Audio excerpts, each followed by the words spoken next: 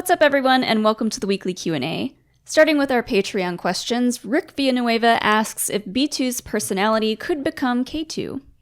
I've seen a lot of people throwing that idea around, and it's something that we kind of made that connection. I don't know that I went that far to say that B2 will become K2, but there's that one line where B2 says to Cassian, leaving is a bad idea, and it sounds an awful lot like K2. It does. And I would be okay if this were what happens, but I kind of want B2 to have his own thing. I do too. Here's why I don't want that to happen, is that makes K2's death even more tragic. Yeah. If they reprogram him using B2 somehow, and that, like, I'm afraid that means something bad happens to B2. No! And one of the major reasons I chose this question is because I just want to talk about how wonderful B2 is. He's so cute. That maybe the biggest reaction I felt watching it for the first time is when Cyril Karn says to yank out his power cell, and B2 goes, no! And I was like, no! Don't hurt him! I love him so much! It's crazy that they just keep cranking out these adorable droids in Star Wars. And finding ways to make them even just a little bit unique. Sometimes when he moves, you can hear like the whirs of his gears and stuff, and it sounds kind of like droid speak, but I was just surprised that he had an actual voice. And I was not expecting that, and I really liked it. Still don't really know what his functionality is. Yeah, and I don't know, like you said about him, if you were to become K2, that being more tragic, that would mean that he was literally with Cassian for his whole life as far as he has known droids. Like, yeah, I could see them doing that because of how tragic it is, but you're right, because there is a shot of Cassian seeing B2 for the first time and just being like, it looks like what? he'd never seen a droid before. I totally agree with you. I don't think he had. I don't think he'd seen any technology of that sort before, which I think they're going to continue to explore his past, because I'm like, what is up with Kanari and his little village that's made up entirely of children? Mm-hmm. What's going on there? Yeah. But yes, B2 is a treasure. I want them to, I'll try to use my Lego forces for good. I keep requesting Lego sets and they happened. So I got my land speeder. I got my B1. Now give me a B2. A BD1, excuse me. Yeah. B2-EMO. Get his whole name in there. Yeah. I want him to fill up a whole cabinet shelf thing right there. He can do it. Do you want brand new squeaky clean B2, or do you want seasoned cracked B2? Good question. Because we get to see both in the first 3 episodes. Great question, Molly. I think I prefer older, more rundown B2. Mm-hmm. That's part of his charm. Yeah, the pausing for data lag. That's 2 lies. Like having to this is so relatable. Like having to figure out how much mental power you have for the rest of the day. Be like, I have enough energy for 1 lie. 2, you're really pushing it. Brandon Velasquez wants to know if kids will enjoy Andor, since so many people are saying Andor is Star Wars for adults. I do think that it is accessible for the younger audience. When we were at the premiere, we met Clayton Sundell's son, who I can't remember how old he said he was. But charming young gentleman. Yeah, very well dressed. Decked out in like a suit and bow tie. Yeah, but he said he enjoyed it.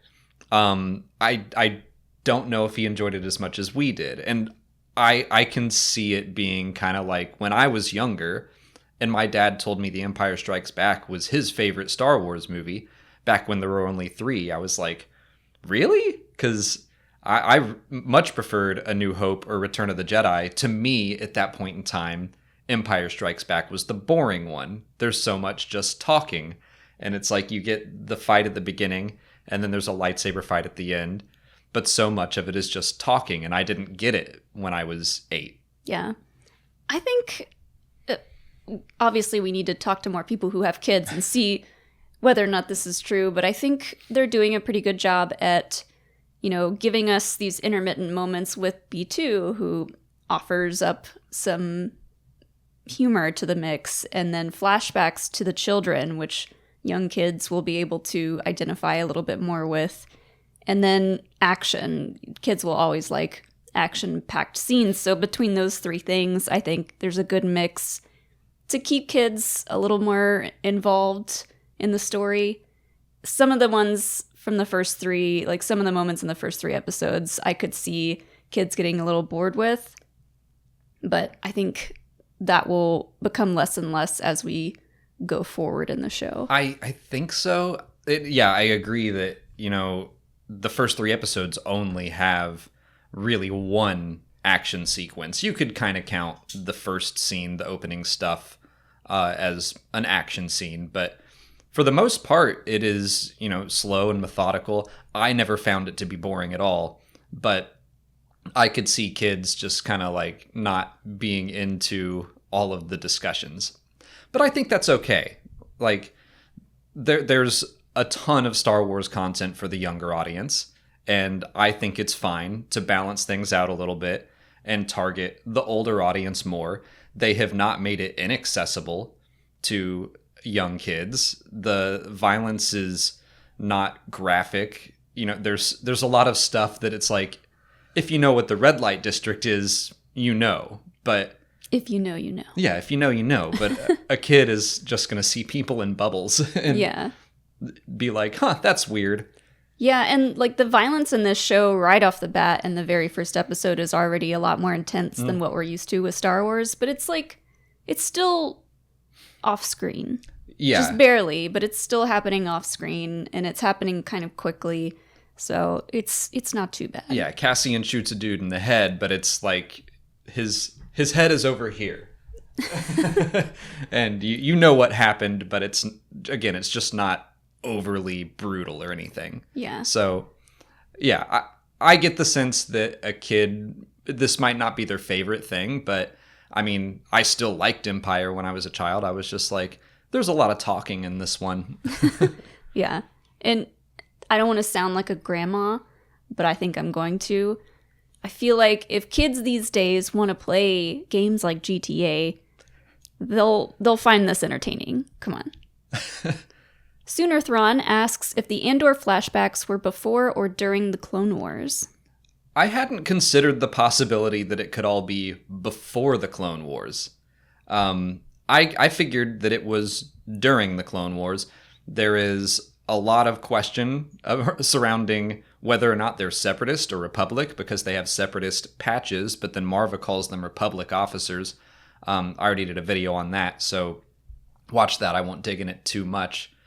But it would be interesting to see a story in the build-up to the Clone Wars, and the idea that it all hasn't exploded yet, but the Separatists still exist, and maybe the clones aren't out there yet. I don't know. I like the idea of this being before the start of the Clone Wars, because Andor and his sister are some of the youngest kids in this all-kid tribe on this island, planet, whatever. And so he's pretty young. And yeah, I could see the flashbacks, kind of slowly moving up the timeline, showing him a little bit older. How old do you think he is in the flashbacks? I would say 10. That was going to be my guess as well. 10 at the oldest. Which means, he said, I've been in this fight since I was 6 years old. So I think there's still more story to tell. Again, the fact that his whole tribe is seemingly children is very strange. And I think there's more to learn there to see, maybe we go 4 years before that. We don't know, what happened to these kids. Where are their parents? Exactly. Where are all the adults? So maybe all that stuff started around the time that he was 6. Right. And he's just been, fending for himself since then. Yeah. I get the sense that he had just become old enough to go on this expedition. I think it's really interesting they chose to not do subtitles for the Qunari language, that we just have to survive off context clues. But he walks up to put the war paint on, and one of the kids slaps his hand away, and another one says no, let him do it, basically. So I feel like that was the first time he even left this little area that they were at. And you pointed out that the one girl was like waving at the ship as if like, oh, we're rescued or something. Yeah, like she was trying to flag it down. Yeah, like, are they stranded there? What is Kenari culture like? Maybe the parents make the kids go live in the woods or something. Is this all just a big test? Yeah. Oh, man. I don't know. But I think there's more to learn. I think something happened in this, whatever this big mining disaster was that involved the adults, but it could be something entirely different. And that's something else. Like, it definitely looked like there was a mining disaster already, and the Empire said it was abandoned or whatever, devastated in a mining disaster. But like, when is the timeline of Kenari? Again, I think they are going to continue to show that to us. And hopefully tell us, why is it so, intriguing that Cassian is from Kenari? Mm-hmm. Why is that kept such a secret? Yeah. Why did Marva want that hidden? It's very interesting. And I like that they're sprinkling this mystery. And I saw some people say like, oh, they made a mistake and said that the separatists were Republic officers. I'm like, there's no way they made that mistake. That's there for us to be like, what is going on? Mm-hmm. And then we speculate wildly for a week and it's fun. Leftist Hominid wants to know if Cassian was still a separatist or has that been changed? So kind of building off of that even more and building off the idea, I think tomorrow's video is all about Fest. I can talk about that a little bit, but I really loved that they changed Cassian's homeworld to Kenari, and I was like, I was hoping for a Fest shout out, but whatever. Like, it's from a reference book. I wasn't expecting them to like shackle themselves to the visual dictionary. But then to have Marva say like that was their cover story, like, to me, that's the perfect way to handle it. It's like, yes, we are retconning his backstory, but for those of you that read the reference book, here you go. A little acknowledgement. For then, one of the other, like, corpo people was like, well, this says he's from Fest. He should be from Fest. Like, that's... Got it sitting right here. Going through everyone's heads who was like, well, he should be from Fest. Yeah. It's in the movie. Yeah, we were all thinking it. All 1% of Star Wars fans that read the reference book. But building off of that, the same reference book says that he grew up as a separatist. I think that that's likely. I think they've set that up well enough. Marva and Clem, as he's listed in the credits, the Andors, they did not seem happy that Republic frigate was on its way. And they had separatist gear on, or patches or something. Not them. See, that's they seemed like they were more just salvagers, scavengers or something. Who had separatist patches on? All the crew of the ship. Oh, okay. So like the guy that shot the leader of the kids and everyone that was like dead from that gas. They all looked like they were separatists. But yeah, maybe Marva, I don't know. Like, I kind of feel like they could be independent. But they definitely did not seem like they were fans of the Republic. Or, it could be the very similar to the Fest stuff where, like, he was a separatist in the way that he was a separatist when he needed to be. Yeah. I think that could also work. That could just be part of their false backstory. Mm-hmm. We could go through the Rogue One visual dictionary and just see everything that it says and be like, we'll assume that was something that Marva set up. Which I think works now. Yeah. Again, I like that a lot. I think that's a very smart way, like, to get around the idea of retconning things. Uh-huh. And to me, Diego Luna at the premiere said that he really respected how collaborative Tony Gilroy is. And I can feel that. I see that, where he is someone that probably wrote this story about Kenari, and then someone at the story group was like, hey, we kind of said his homeworld was Fest. Can we do something about that? And he could have been like, no, I don't care. But the fact that they wrote it in, just a little acknowledgement, it means a lot to the people who get overly obsessed with the reference books. I wonder if that's because Cassian was one of the main characters in a theatrically released Star Wars movie.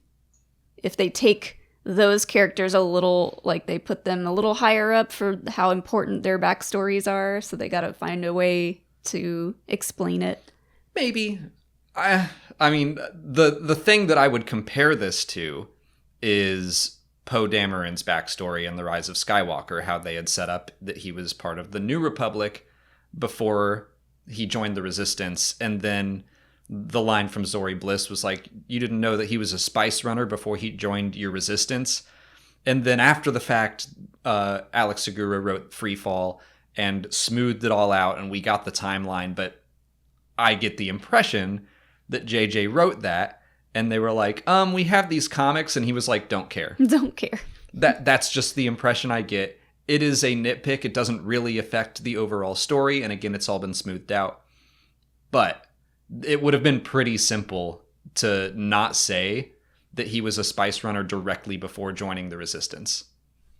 That's all I'm saying.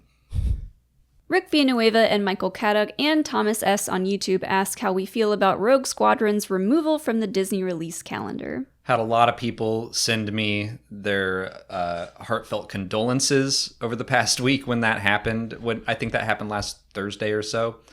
Honestly, I feel fine about it. I mean, like, I am still fully believing it's going to happen, or else if they straight up said it was canceled, I would be sad. Mm-hmm. Removing it from the release schedule of 2023 is not surprising to me in the least bit. Yeah, I mean, they haven't given us any info on it since it got announced, like, for the very first time. So I'm not surprised. They also, Kathleen Kennedy has said that Patty Jenkins just isn't working on it right now. They didn't say it was canceled. They didn't say, like, it's not happening. Just the fact that it doesn't quite fit with what direction that they're going in at this moment. So it sounds more like a back burner situation. Yeah, like, I think it's still going to happen at some capacity. I mean, I'd be fine if they shifted it into a Disney Plus series or something. Like, I love the X-Wing books, so they could do something similar to that. But whatever, I just want my pilot story. But the fact that we haven't heard anything from it, we didn't hear anything at Celebration or D23, and it's supposed to, like, be finished writing, and it needs casting, and it needs production and edit, post-production, like, all of that before 2023. Like, no way that was going to happen. I have an idea of what happened. Maverick came out, Top Gun Maverick came out, and they're like, well, there's our movie. That's what it was going to be. So that may be. Now they have to start over. Although, if that were the case, it would just be Star Wars doing Star Wars again. But it's like they haven't ever done that. Yeah, true. Fair point. But I do kind of think that maybe Wedge Antilles was going to come in and teach a new generation of pilots and go on one or two missions with them. Like, my headcanon setup does feel very similar to Top Gun Maverick. So that's a very real possibility. I also think that it was struggling before Maverick came out. I mean, they said it was delayed already last year, I think, or the year before. So none of it surprised me. None of it changed my emotional state at all. I was just like, yeah, sounds right. Your audition tape is done. It's ready to go. Yeah. Whenever they want to get back to filming, it's there. That's true. Maybe they're just trying to figure out how much they need to offer me to get me there. And the answer is $0. I'll pay for my plane ticket. I'll grow the mustache. I'll do craft services. Let's just not give all the milk away for free now. I will be there. Joe Costa wants to know if Meeber Gascon joined the Empire. See, that made me think that that's the cameo that I want in Andor. That we find out that Meeber Gascon is part of the Imperial Security Bureau in a tiny little white uniform. Everyone takes him very seriously. I mean, the Empire, they don't like alien species, except for Thrawn. So I wouldn't be I wouldn't really be down with this because I like the idea that Thrawn was like their only exception just because he's so super smart. And you're saying Meeber Gascon is not so super smart? That's not what I'm saying. It sounds like that's what you're saying. It's not. You're trying to say that Thrawn is way better than Meeber Gascon. I don't know Meeber Gascon that well. I agree with you. I don't think Meeber Gascon would join the Empire. I see him fitting in way better in the Rebellion. He's still got a D squad out there somewhere. He's probably in the head of an astromech droid in an X-Wing during the Battle of Yavin. Oh, that'd be bad because then he probably would explode there. But yeah. I'll be okay with him being part of the Empire if at one point in time he fights Babu Frick. Fights him? Yeah, the two little ones, they fight. Who wins that battle? Well, the person who deserves to. So Babu Frick? Yes. I was like, I can't believe you'd want to put Babu Frick in any sort of danger. No, he can take care of himself. Babu Frick would probably build like a mecha or something. Oh yeah, they can both do that. Yeah, that's true. That they're both just inside droids fighting it out. That'd be fun to see. Garrett Gates asks if we should leave the Imperial Era after Andor. I don't think we're ever going to leave it for good. I'm ready to move on from that time period for now, I think. Like, after Andor's over, I'll be ready for something different. You know, there's all this High Republic stuff coming, the Acolytes coming, Skeleton Crew. I'm ready for other time periods. I still kind of lump in the Mandalorian and the Mandoverse in the Imperial Era just because there are still stormtroopers around. But yes, I don't think we're ever going to stop telling stories during the Galactic Civil War or the Dark Times or whatever you want to call it. And I think Andor is proof that even though Star Wars is well saturated in that era, you can still tell a very good and compelling story set there. But just like I love Andor for how different it feels in tone, I like the variety, and I want variety in my eras as well. So yeah, I'm really excited to get into the High Republic with the Acolyte and to spread out even more. So as long as they keep doing new and different things, I don't mind continuing to get stories at this point, but we need some more, I think, outside of the Empire. Agreed. Darth Strange wants to know if we still plan on doing an Explain It To Me episode for the Rings of Power. You know, I've been very heartwarmed to see how many people have been asking about that over the weeks. The answer is still yes. Hopefully next week sometime. We were just way too busy. If you've never seen Explain It To Me, we've done it on our other channel where we will just talk about a different show that's on. And I started doing it because I wanted to have our friend Ashton explain Lord of the Rings to me. I love Lord of the Rings, but he knows so much about Tolkien. And we have so many questions about the Rings of Power. We've been enjoying it. But all three of us were at DragonCon when the first two episodes came out. And then Ashton and I both got Con Crud. And then we got invited to the Andor premiere.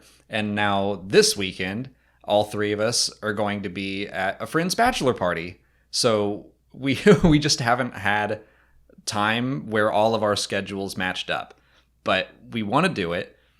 So maybe we'll just cover like the first half and second half of the season. Or maybe we'll be able to work it out where it's like we cover episodes 1 through 5 and then we can do 6 through 10 individually. I don't know. Mm-hmm. But damn it, I'm going to talk about Lord of the Rings with Ashton. Well, it's funny because I don't know how many episodes there have been so far. 4?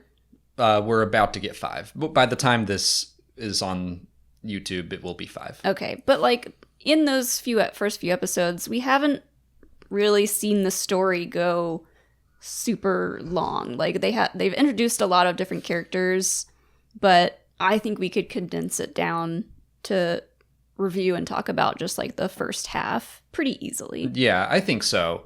I definitely have some questions that I feel like Ashton has answered before, but what now he can answer them and it'll be recorded. And when I have those questions again, I can just go watch that. But I have questions about elves and Numenor and Who's Meteor Man? yeah, who that is. I mean, that no one knows that.